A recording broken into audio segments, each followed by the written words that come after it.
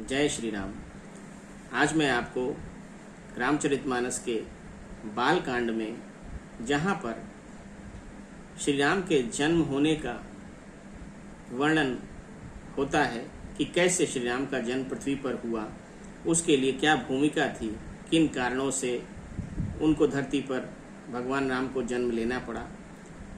तो उसके लिए जब पृथ्वी पर भार बहुत हो गया, अत्याचार अनाचार बढ़ गया, तो पृथ्वी और समस्त देवी देवता भगवान ब्रह्मा जी के पास पहुँचे और उन्होंने उनसे अनुनय विनय किया कि पृथ्वी के भार को दूर करें, बहुत अत्याचार बढ़ चुका है। पर ब्रह्मा जी ने उसमें असमर्थता व्यक्त की। फिर वो शिव जी के पास गए। शिव जी ने फिर उनको मार्ग प्रशस्त किया कि आप नारायण के पास जाएं, वही आपको मार्ग प्रशस्त करेंगे। फिर सब लोग नारायण के पास गए। फिर उन्होंने उनकी स्तुति की, प्रार्थना की उनसे कि आप पृथ्वी के भार को हरें। तब उन्होंने इस पृथ्वी के भार को हरने के लिए समस्त देवी देवताओं, ब्रह्मा जी और समस्त पृथ्वी को इस बात के लिए आश्वस्त किया कि वो मनुष्य रूप में जन्म लेंगे पृथ्वी पर और पृथ्वी का भार दूर करेंगे। तो उसी के संदर्भ में मैं ये पूरा प्रसंग आपको सुनाता हूँ और इसका प्रारंभ मैं एक छंद से करता हूँ जो गोस्वामी तुलसीदास जी ने लिखा है। जप जोग विरागा तप मख भागा, श्रवण सुनई दस सीसा, आपुन उठ धावई रहै न पावई, धरि सब घालई खीसा, अस भ्रष्ट आचारा भा संसारा, धर्म सुनिए नहीं काना, तेहि बहुविधि त्रासई देश निकासई, जो कह वेद पुराना। अर्थात जब योग वैराग्य तप तथा यज्ञ में अर्थात देवताओं के भाग पाने की बात रावण कहीं कानों से सुन पाता तो उसी समय स्वयं उठ दौड़ता, कुछ भी रहने नहीं पाता, वह सबको पकड़कर विध्वंस कर डालता था। संसार में ऐसा भ्रष्ट आचरण फैल गया कि धर्म तो कानों में भी सुनने में नहीं आता था। जो कोई वेद और पुराण कहता उसको बहुत तरह से त्रास देता और देश से निकाल देता था। बरिन न जाई अनीति घोर निशाचर, जो करहीं हिंसा पर अति प्रीति, तिनके पापहि कवनि मति। अर्थात राक्षस लोग जो घोर अत्याचार करते थे उसका वर्णन नहीं किया जा सकता। हिंसा पर ही जिनकी प्रीति है उनके पापों का क्या ठिकाना। आगे कहते हैं, बाड़े खल बहु चोर जुआरा, जे लंपट पर धन पर दारा, माँ नहीं मातु पिता नहीं देवा, साधुन सन का करवाव ही सेवा। अर्थात पराये धन और पराई स्त्री पर मन चलाने वाले दुष्ट चोर और जुआरी बहुत बढ़ गए। लोग माता पिता और देवताओं को नहीं मानते थे और साधुओं की सेवा करना तो दूर, उल्टा उनसे सेवा करवाते थे। जिनके यह आचरण भवानी, ते जानेऊ निश्चर सब प्राणी, अतिशय देख धर्म कै ग्लानि, परम सभीत धरा कुलानी। श्री शिव जी कहते हैं कि हे भवानी, जिनके ऐसे आचरण हैं उन सब प्राणियों को राक्षस ही समझना। इस प्रकार धर्म के प्रति लोगों की अतिशय ग्लानि अर्थात अरुचि और अनास्था देखकर पृथ्वी अत्यंत भयभीत एवं व्याकुल हो गई। गिरिसरि सिंधु भार नहीं मोही, जस मोहि गरुव एक पर द्रोही, सकल धर्म देखई विपरीता, कही न सकई रावण भय भीता। वह सोचने लगी, पर्वतों नदियों और समुद्रों का बोझ मुझे इतना भारी नहीं जान पड़ता जितना भारी मुझे एक पर द्रोही अर्थात दूसरों का अनिष्ट करने वाला लगता है। पृथ्वी सारे धर्मों को विपरीत देख रही है पर रावण से भयभीत हुई वह कुछ बोल नहीं सकती। धैन रूप धरि हृदय विचारी, गई तहाँ जहाँ सुर मुनि छारी, निज संताप सुनाए सिरोई, का होते कछु काज न होई। अंत में हृदय में सोच विचार कर गौ का रूप धारण कर धरती वहां गई जहाँ सब देवता और मुनि छिपे थे। पृथ्वी ने रोकर उनको अपना दुख सुनाया पर किसी से कुछ काम न बना। आगे तुलसीदास जी छंद रूप में कहते हैं, सुरमुनि गंधर्वा मिलकरि सर्वा, गे बिरंच के लोका, संग गोतन उधारी, भूमि विचारी, परम विकल भय शोका। ब्रह्मा सब जाना मन अनुमाना, मोर कछु न बसाई, जाकर तय दासी सो अविनाशी, हमरे तोर सहाई। अर्थात तब देवता मुनि और गंधर्व सब मिलकर ब्रह्मा जी के लोक अर्थात सत्य लोक को गए। भय और शोक से अत्यंत व्याकुल बेचारी पृथ्वी भी गौ का शरीर धारण करते हुए उनके साथ थी। ब्रह्मा जी सब जान गए। उन्होंने मन में अनुमान किया कि इससे मेरा कुछ भी वश नहीं चलने वाला। तब उन्होंने पृथ्वी से कहा कि जिसकी तू दासी है वही अविनाशी हमारा और तुम्हारा दोनों का सहायक है। धरनी धरहि मन धीर कह, बिरंचि हर पद सुमिर, जानत जन की पीर प्रभु भंजी है दारुण विपत्ति। ब्रह्मा जी ने कहा, हे धरती, मन में धीरज धारण करके श्री हरि के चरणों का स्मरण करो। प्रभु अपने दासों की पीड़ा को जानते हैं, ये तुम्हारी कठिन विपत्ति का नाश करेंगे। आगे कहते हैं, बैठे सुर सब करें विचारा, कह पाए प्रभु करिए पुकारा। पुर बैकुंठ जान कह कोई, को कह पैनिधि बस प्रभु सोई। सब देवता बैठकर विचार करने लगे कि प्रभु को कहाँ पावे, ताकि उनके सामने पुकार अर्थात फरियाद करें। कोई बैकुंठधारी बैकुंठपुरी जाने को कहता था, कोई कहता था कि वहीं प्रभु क्षीर समुद्र में निवास करते हैं। आगे कहते हैं, जाके हृदय भगत जस प्रीति, प्रभु तह प्रकट सदा तही रीति।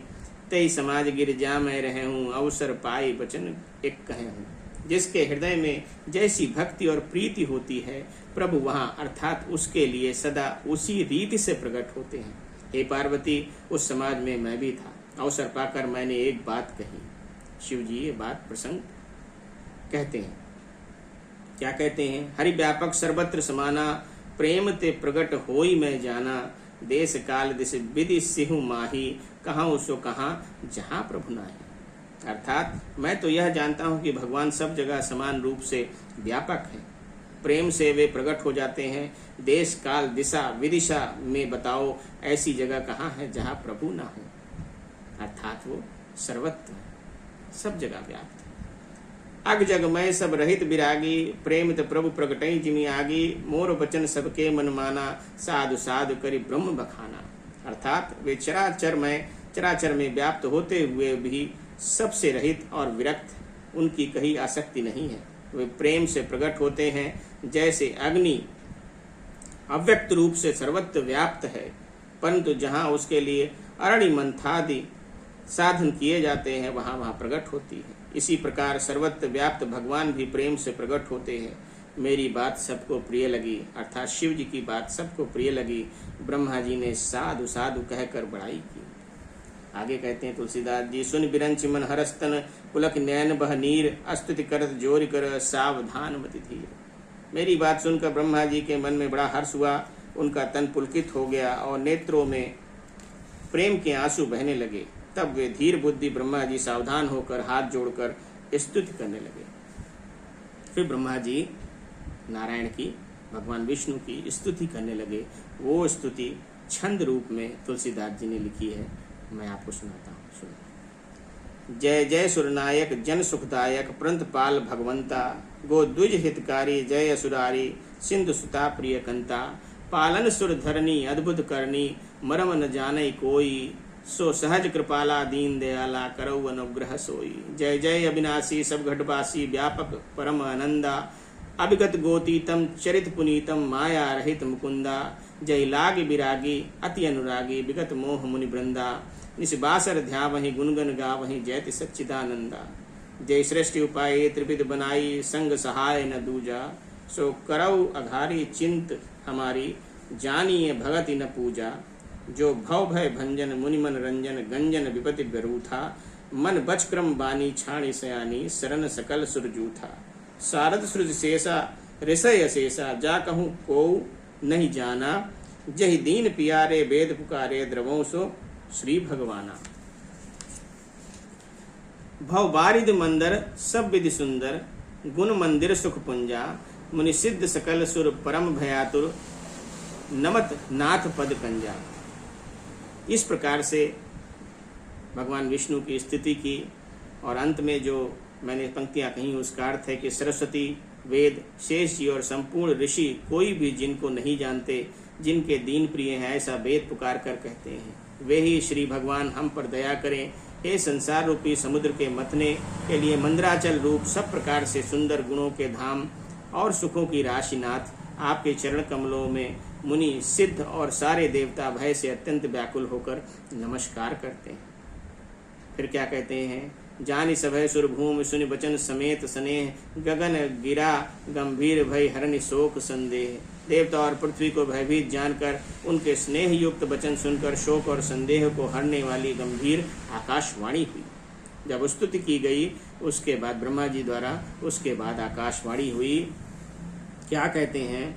जनि डर पहु मुनि सिद्ध सुरेशा, तुम्हि लाग धरियो नर बेसा, अनसन सहित मनुज अवतारा, लेहो दिनकर वंश उदारा।